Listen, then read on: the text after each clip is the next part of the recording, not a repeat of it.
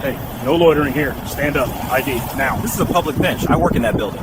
Yeah? A black guy works here, sure. Give me your badge. I'm NSA. My credentials under my coat. Don't touch me. That's fake. Move or I'll cuff you for obstruction. You're detaining me with no cause. Say it again on camera. Nice. Officer Brandon Hayes had been with the Chicago Police Department for exactly 2 years, but he'd already racked up 4 complaints in that short time. Each one followed the exact same pattern: black men in professional settings who Hayes decided didn't belong. One freezing February morning outside a federal building in downtown Chicago, that pattern would cost the city $5,500,000 and destroy Hayes's law enforcement career before it truly began. I was the man sitting on that bench. My name is Marcus Sterling, an intelligence officer with 14 years of service at the National Security Agency, NSA. I worked in the building directly behind me. I held top-secret clearance. I had briefed the Director of National Intelligence on cybersecurity threats. I was simply checking my phone before my morning briefing. But Officer Hayes saw a black man on a bench outside a government facility and made an assumption that would become the most expensive mistake of his young life. Before I continue my story, I have to ask, where are you tuning in from? If this is your first time hearing my voice, please hit that subscribe button. Stories like mine need to be shared, and your support helps us bring more truth to light. Chicago, the windy city, where the skyscrapers cut through the clouds and the winter wind off the lake cuts right through your bones. It was 7:15 on a Tuesday morning in February. The temperature was single digits. The sun was struggling to rise over Lake Michigan. It was the kind of morning where the air hurts your face and walking from your car feels like an expedition. I had been with the NSA for 14 years, providing critical signals intelligence to national leaders. I'd served tours in cyber defense units in Germany and South Korea. I'd coordinated operations with Five Eyes allies.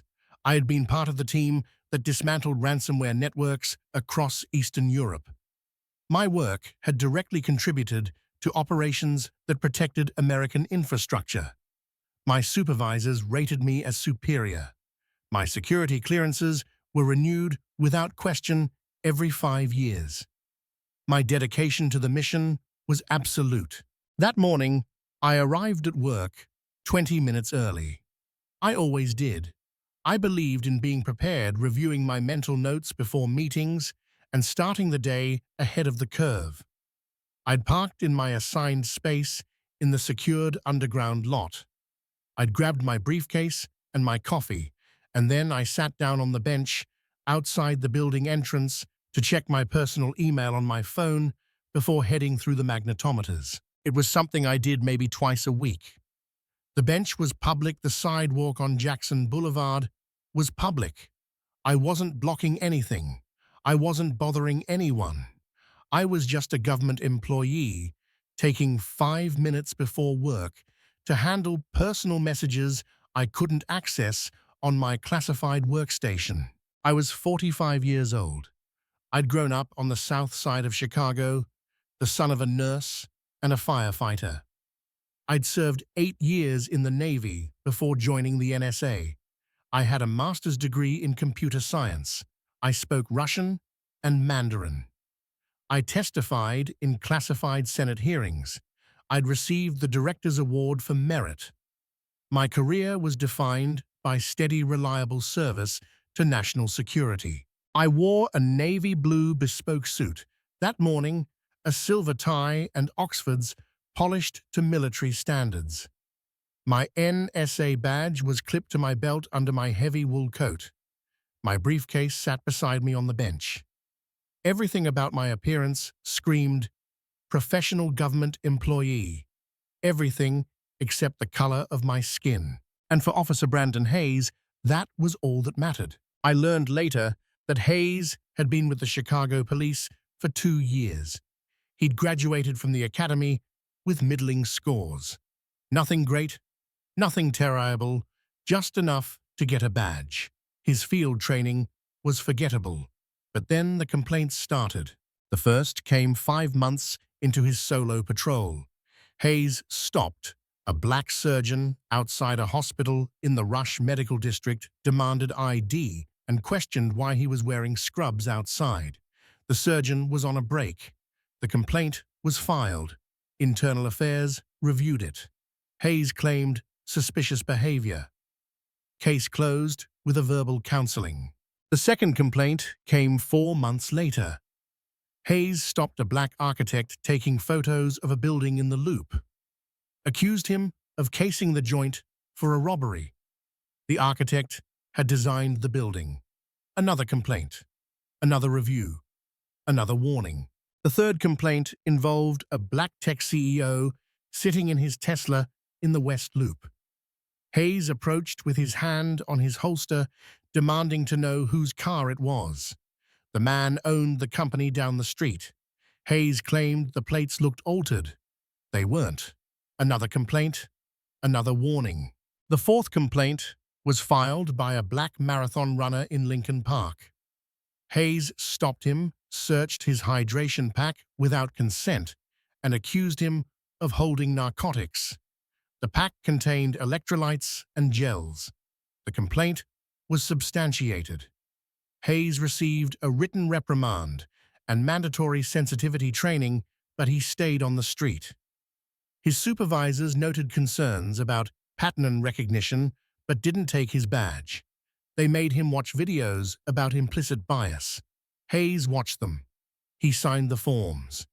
And then he went right back to seeing men like me as threats, in spaces where white people move freely without a second glance. That Tuesday morning, Hayes was on patrol near the federal complex. His shift started at 6 o'clock. He'd been cruising watching people arrive for work. Security is always tight near federal buildings, always vigilant. But there is a massive difference between vigilance and profiling. Hayes never learned that distinction. He drove past the intelligence hub and saw me, Marcus Sterling, sitting on the bench, a black man in a suit on his phone outside a secured facility. Hayes's mind didn't process analyst on his morning routine. It didn't process cleared employee taking 5 minutes. It processed suspicious individual conducting surveillance. Potential threat. Someone who needed to be checked. The assumption was immediate and automatic. Hayes pulled his SUV to the curb and got out. Do you think officers profile based on preconceived notions about who belongs in high-level jobs? Drop your answer below. I noticed the patrol car stopping, but didn't think much of it. Police presence here is standard. I kept scrolling through my email, a message from my daughter about her college application, a reminder about my dental appointment. Nothing urgent, just clearing the deck before I went dark inside the SCIF. Then I heard heavy boots crunching on the salt-covered sidewalk. "You can't be loitering here," Officer Hayes said, his tone aggressive right out of the gate. "Keep it moving." I looked up, genuinely confused. "Good morning, officer. I'm just checking my email before I head in." Hayes stepped closer, his hand resting near his duty belt. "This isn't a public lounge. You're loitering and making people nervous." I glanced around. The sidewalk was desolate. The wind was howling. Nobody else was around to be nervous. "I'm sorry, officer, but this is a public bench on a public sidewalk. I'm not loitering. I work in that building." I pointed a gloved hand toward the NSA facility behind me. Hayes's eyes narrowed behind his sunglasses. "You work there?" "Yes, I'm heading in shortly for a morning briefing." "What do you do?" "I'm an intelligence officer with the NSA." Hayes's expression didn't change. He didn't show recognition. He didn't show respect. He showed pure skepticism. "Sure you are." And there it was. The disbelief. The automatic assumption that a black man couldn't possibly work in high-level intelligence. That I must be lying. That my presence outside a federal building must mean something criminal rather than something routine. I felt the familiar weight of it settle on my shoulders. The exhaustion of having to prove I belong everywhere I go.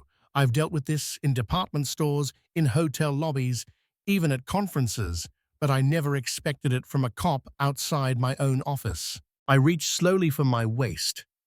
I'm going to show you my credentials. They're clipped to my belt under my coat. Keep your hands where I can see them, Hayes ordered. They are where you can see them. I'm narrating my actions. That's protocol. I carefully unbuttoned my wool coat and unclipped my NSA hard badge. I held it out. The silver and blue eagle gleamed in the winter sun. My photo, my name, my title. Marcus Sterling, Intelligence Officer, National Security Agency, all of it official, all of it legitimate. National Security Agency, I'm assigned to this field office. I have top secret clearance. I brief federal leadership. And I'm sitting on this bench checking my email like I do twice a week. Hayes barely looked at the badge. That looks fake or stolen. I stared at him, my breath visible in the cold air, disbelief mixing with a rising anger. Officer, this is a legitimate federal credential. You can verify it with one call to the Chicago field office. What you can't do is tell a federal intelligence officer he can't sit on a public bench outside his own workplace. Bush, I don't care if you run the White House. You're done here. My jaw tightened. I could feel my blood pressure spiking. Excuse me. Hayes stepped into my personal space. I said you're done here. Move along, or I'll arrest you for loitering and obstruction. This is where bias transforms into tyranny. Officer Hayes wasn't operating on facts. He had legitimate credentials inches from his face. He had a professional explaining calmly why he was there. He had no suspicious behavior, no 911 call, no legal justification. But none of that mattered, because in Hayes's mind, Marcus Sterling couldn't be who he said he was. Black men didn't work for the NSA. They didn't have top-secret clearance. They were threats. They needed to be controlled. I made a decision. I pulled out my phone. Then congratulations, officer. You just profiled a federal agent on camera. I hit record. Put that phone down, Hayes barked. No, I have the right to record a police interaction in public, and what you're doing is unconstitutional. You stopped me without reasonable suspicion. You're detaining me without cause. You're refusing to verify my credentials, and you're doing it because I'm black. Hayes's face turned red. I'm doing my job. Your job isn't to harass federal employees outside their workplace. Your job isn't to assume every black man in a suit is a criminal. I said, put the phone down. I kept the lens focused on him. Officer Brandon Hayes, badge number visible. February 12th, 7:22 a.m. You are detaining an NSA officer outside the Chicago field office without legal justification. This is being documented. A sedan pulled into the drop-off lane. A white woman in her late 50s got out. It was Dr. Elena Rossi, a cryptographic expert I'd worked with for years. She recognized me immediately. Marcus, is everything okay? I kept my phone raised. Officer Hayes here doesn't believe I work for the agency. He's threatening to arrest me for sitting on a bench. Elena walked right up to the yellow tape of the incident. Officer, I'm Dr. Elena Rossi. I work with Mr. Sterling. He is a senior officer. He has every right to be here. Hayes spun toward her. Ma'am, step back. This doesn't concern you. It absolutely concerns me. You are harassing my colleague. Another car pulled up. Then another. Within minutes, 3 more agency employees had arrived. All of them recognized me. All of them stopped. All of them had their phones out. Hayes was now surrounded by witnesses. Federal employees, people with the highest clearances in the nation, people who could verify everything I said. And still, he couldn't let go of his assumption. Should officers face immediate suspension for refusing to verify law enforcement credentials? Let me know what you think. One of the employees, a retired Marine general named Thomas Vance, who now consulted for us, stepped forward. His voice had that command presence you can't fake. "Officer, I am General Vance. I work with Officer Sterling. Whatever you think is happening here, you are dead wrong. Marcus is one of the most respected analysts in this city. You need to verify his credentials and end this charade now." Hayes's radio crackled. Dispatch had received calls, multiple calls. Federal employees reporting a CPD officer harassing an NSA agent. The situation was spiraling. A supervisor was en route. The Federal Protective Service was being notified. This wasn't a street stop anymore. It was an interagency crisis. I stood there calmly, phone recording badge in hand. "Officer Hayes, I'm going to give you one final opportunity to end this lawfully. Verify my credentials through proper channels. Admit you made a mistake, or continue with this unlawful detention and face the consequences." Hayes didn't move. Pride and bias had locked him in a cage of his own making. He couldn't back down, couldn't admit he was wrong, couldn't accept that he'd profiled a federal intelligence officer in front of an audience. A second squad car screeched up. Sergeant Monica Davis stepped out. She was a 20-year veteran, a black woman who knew the streets and knew her officers. She took one look at the scene, and I saw the realization hit her eyes. She knew Hayes's history.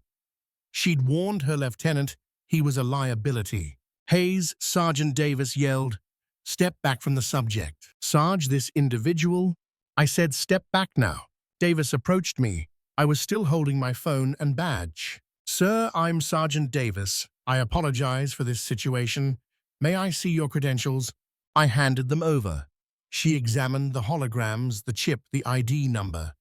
Then she looked at the fortress behind us, the government plates in the lot, the crowd of federal employees. She turned to Hayes, her voice like ice. "You stopped an NSA officer outside his own building. He was acting suspicious. He was checking his phone on a bench." "There is nothing suspicious about that," Davis cut him off. "Nothing except your assumption that a black man couldn't possibly work here." My colleagues were still recording. The evidence was irrefutable. "Officer Sterling," Davis said formally, "on behalf of the Chicago Police Department, I apologize. This stop was without justification. You will receive a formal apology, and I will personally ensure you have access to all body camera footage." I nodded, feeling the adrenaline finally start to shake my hands. "I'll be filing a formal complaint and a federal civil rights lawsuit." "That is your right, sir, and honestly, I don't blame you." Davis turned to Hayes. "Badge, gun, radio. You are on administrative leave, effective immediately." Hayes's hands trembled as he stripped his gear. His face was ghostly pale.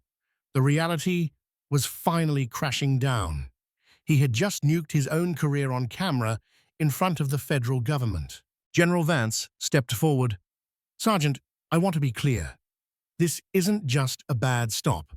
Officer Hayes accused a senior intelligence officer of criminal activity based solely on his race. The NSA will be filing its own complaint through federal channels." "I understand, General," Davis said. "This will be fully investigated." The crowd dispersed slowly. I finally lowered my phone. My hands weren't shaking from the cold anymore. They were shaking from rage. From the humiliation of being treated like a criminal on the doorstep of the building where I helped protect the country. Dr. Rossi touched my arm. "Marcus, are you okay?" "No," I said, my voice quiet. "No, Eleanor, I'm really not." By 9 o'clock a.m., the story was tearing through the Chicago federal workforce. By noon, it was on Twitter. By evening, it was on CNN. NSA, analyst profiled outside Chicago office. Cop threatens to arrest intelligence officer for sitting on bench. The outrage was volcanic. Veterans, the intelligence community, civil rights groups, everyone was furious. The NSA issued a statement before dinner. We are aware of the incident involving Officer Sterling. The conduct displayed by Officer Hayes was unacceptable and insults the service of our personnel. We are coordinating with Chicago PD to ensure accountability. Chicago's mayor followed up. We take this extremely seriously. No one should be profiled, especially not those serving our national security. Civil rights attorneys were blowing up my phone that night. The case was a slam dunk. Hayes had no reasonable suspicion. He refused to verify credentials. He threatened unlawful arrest. He did it on camera. And he did it because he couldn't imagine a black man in my position. My lawsuit named Officer Brandon Hayes, the supervisors who ignored his pattern of behavior, and the city of Chicago. The claims: unlawful detention, racial profiling, violation of civil rights, failure to supervise. The city attorneys looked at the evidence: Hayes's body, Cam 5 cell phone videos, my recording, and the testimony of a general and a doctor. They knew they couldn't win. Chicago settled 11 months later. $5.5 million paid to me, Marcus Sterling. It was one of the largest settlements for a single profiling incident in the city's history. The money came from the taxpayers, the same people I swore to protect. Officer Brandon Hayes was fired 7 weeks after the incident. His termination letter was blunt: violation of department policy, federal law, and constitutional protections, motivated by racial bias, fundamental failure of judgment. He was placed on the decertification list. No badge for him in Illinois or anywhere else. His career was dead at 26. The police union didn't even try to fight it. "We can't defend this, Darky," a rep told the press off the record. Hayes released a statement apologizing, saying he let assumptions override his training. It changed nothing. Why do officers assume black professionals are lying about their credentials? Comment your thoughts. Internal Affairs launched a massive audit. They found the system was broken, complaints were being buried to save paperwork. The Department of Justice stepped in. New mandates were issued: immediate supervisor review for stops involving federal employees, mandatory intervention after 2 bias complaints, and real-time data tracking of stops. I became a reluctant voice for reform. I testified before the city council. I spoke to the media. My message was simple: I serve this country. I hold the highest clearances. But Officer Hayes saw me as a threat because I'm black. Think about the message that sends. It says your rank, your service, your education, none of it matters. Only your skin color matters. I asked them, how many other black men has this happened to who didn't have a general standing next to them, who didn't have video, who just took the humiliation? I used a portion of my settlement to start a foundation for minority students entering cybersecurity and intelligence. I wanted the next generation to know they belong here. I still work at the NSA. I still serve, but I'm different now. I'm more cautious. I don't sit on benches outside anymore. The peace of simply existing that was taken from me. I resent Hayes for that, but I refused to let him take my dignity. This wasn't just about one bad stop. It was about the mental map in Officer Hayes's head. He didn't see an NSA officer. He saw a stereotype, and rather than question his worldview, he questioned my right to exist. That is how profiling works. It enforces boundaries. It says, you don't belong here. Brandon Hayes's career is over. That's justice. The city paid $5.5 million. That's accountability. But money doesn't erase the memory of having to beg a man to look at your badge instead of your skin. The real question is, what changes now? Do we finally fire officers after 2 complaints instead of waiting for 4? Do we admit that pattern recognition is often just a code word for bias? Because if we don't fix the culture, that created Brandon Hayes, we are just waiting for the next viral video, the next settlement, and the next victim. If you believe officers should face automatic decertification after 2 substantiated racial profiling complaints, let me know in the comments.